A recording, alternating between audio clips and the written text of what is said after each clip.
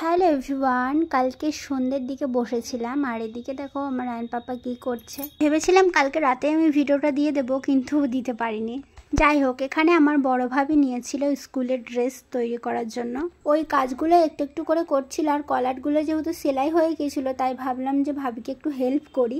সেই কারণে কলারের যে সাইডগুলোতে ভাবি বলছিল যে ওগুলো কাটতে হবে, সেই কারণে আমি ভাবলাম যে সিম্পল কাটাকুটি তো আমি এটা তো পারবো, তার জন্য আমি ভাবিকে বললাম যে তুমি অন্য কাজ করো, আমি এগুলো কেটে দিচ্ছি। যাই হোক, ভিডিও আপলোড করার পরেই কিন্তু আমি একটা কমেন্ট খুব বেশি পাচ্ছি, যেটা হচ্ছে তুমি কি প্রেগনেন্ট।